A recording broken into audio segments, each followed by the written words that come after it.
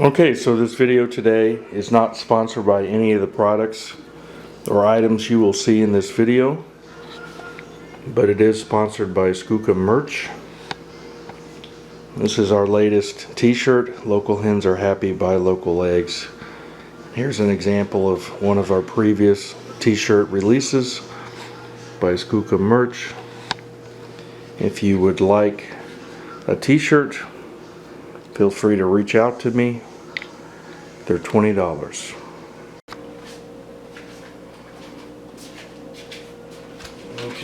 Okay, so today, this is Michael Wilson Barber. Today I'm going to show you the best way, my favorite way to cook bacon over the stove. And today we're using, this is a knife with a serrated edge, steak knife. I just got it out of the refrigerator. We're using all natural Central Market HEB smoked uncured bacon. So this is a thick cut bacon raised without antibiotics and no nitrates or nitrites added. Thick cut. This is kind of hard to find for natural bacon, but anyway, I like to cut it in the middle, open the package, and instead of cooking the whole package at once, I will cook about half from the meat side and about half from the fat side. As you may or may not know, bacon is made from pork bellies, so there's almost always a side that has more fat and a side that has more meat or muscle. But I'll cook the whole package, but not in one pan at one time. I'll do half and then cook the other half. So anyway, you cut it down the middle like this. I like to cut my bacon in half so it doesn't curl too much, and it's a nice edible sized piece. Let's cut this package open. Might as well cut it open all the way. No reason to dilly-dally with it. So no lollygagging, dilly-dallying.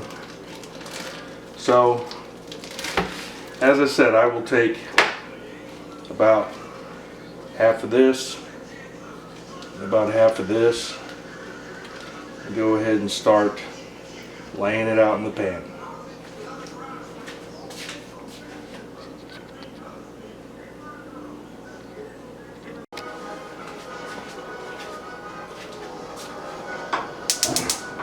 So I like cooking over gas.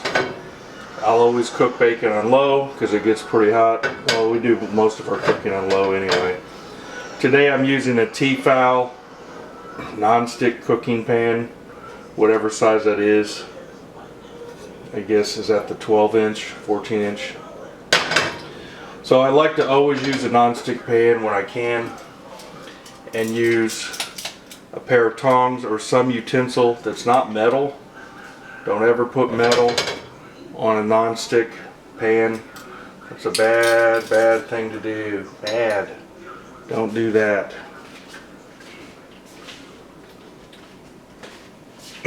So here's the kind of the fat bacon. I actually like to lay it towards the center, the fat side towards the center. It'll sort of cook better that way. But then you'll see in the process as I cook bacon, I like to flip it over so that parts that were on the outside of the pan will be moved to the inside of the pan, and so on.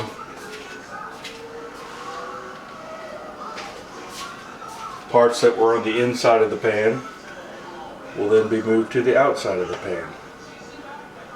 That's part of the even cooking process that I prefer to do. I like my bacon not too crispy and not too uncooked. I liked it cooked but still sort of chewy. But that's how I like it. Not everybody likes it that way. But I kind of feel like if you cook the heck out of it, as Bob Ross might say, then, and it's really crispy, it makes crunchy bacon and a lot of the flavor's gone. as Sam the cooking guy says, fat means flavor. So I like my bacon cooked about medium in texture, not too crispy, because then you've lost a lot of the, almost all the fat, and you're just eating a crunchy mess. If I could have it one way and not cooked medium, I like it moderately chewy, I would actually have it a little bit less done and have a nice chewy fat bacon. But anyway, I like my bacon about medium. So you can see it's already starting to sizzle. We'll let that go for a while. It's ready to flip, not based on any timer, but it's ready to flip when you can see that it's kind of searing on the edges and a lot of the fat's already started to render. That's when you flip it, and I'll show you that.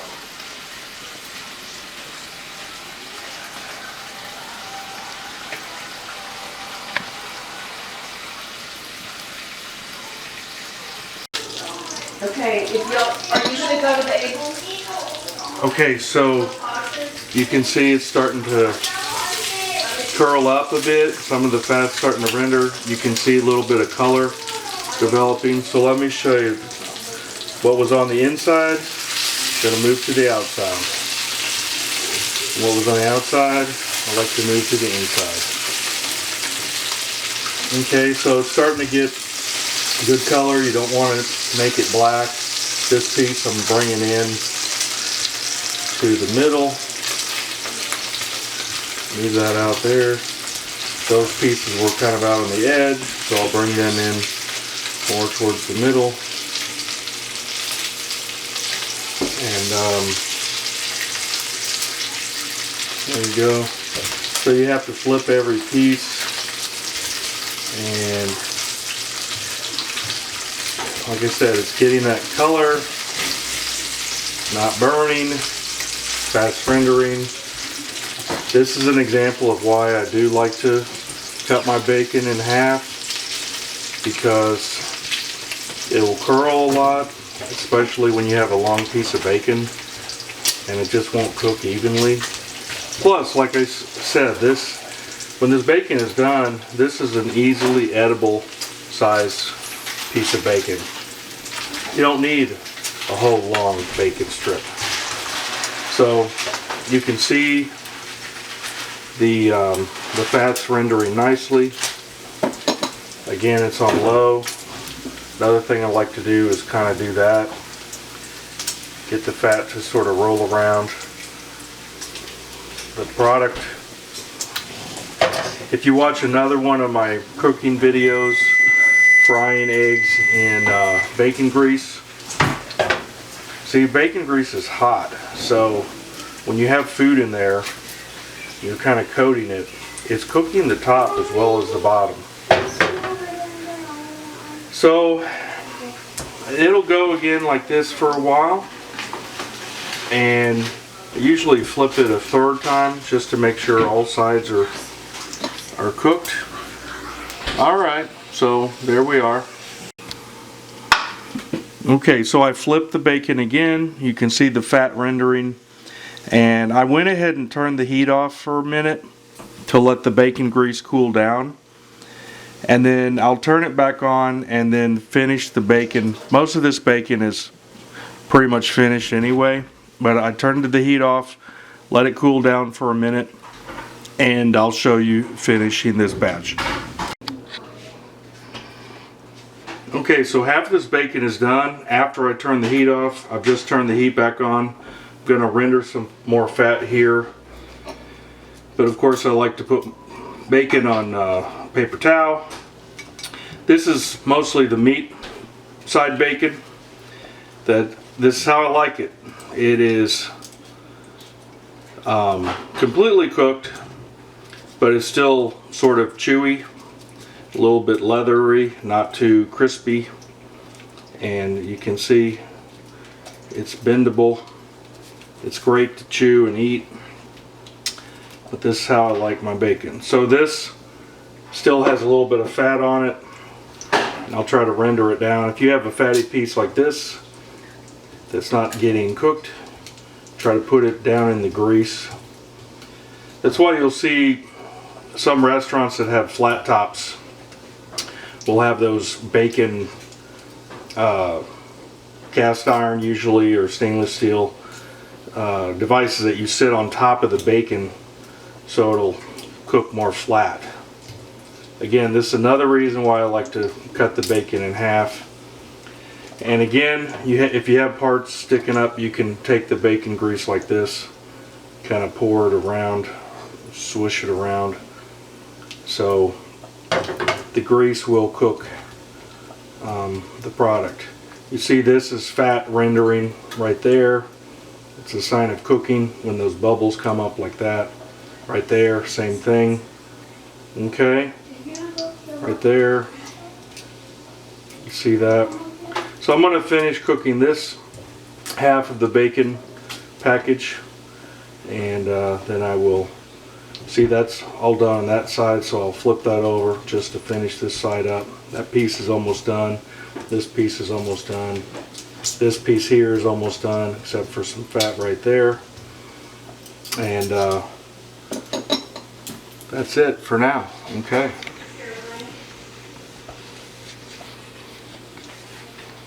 I'm not going to swim today, but I'll sit. Okay, so the second half of the bacon pack is cooking, and I've already cooked it on one side to some degree, flipped it over once, and like I said, I usually flip my bacon twice just to make sure that it cooks well and evenly. See, we got this piece that's curled up here. That fat will not render unless it's touching other fat. So I try to, when I can, uncurl it, get it back down. But it's getting pretty hot again, so I'm getting to the point in a second here. I'll turn the heat off again and just let it cool for a while. The fat is really, it gets hot, but that fat actually cooks the bacon really well. If you want to render it like this, you can see the first batch of bacon is almost already gone because it's so good. Alright, so there we go. Okay, so this is the second batch of bacon. I turned the heat back on. These are about done. Again, you can take the grease and kind of swish it around like this. All the bubbling from the bacon means that the fat is rendering. This is almost done to my liking. Not too crispy, not too soft, kind of right in the middle. If there's any that have fat sticking up, I like to flip those over. So anyway, this is nearly done, and I'll start taking it out here in a minute. We made some biscuits to go with it. They're not homemade biscuits, but whoa, I dropped one in there. It's almost gonna get a bacon grease treat. Not homemade biscuits, that's another video for another day. So hope you enjoyed this video on cooking the best way to cook bacon at home. Like and subscribe. Click the link below. Bye.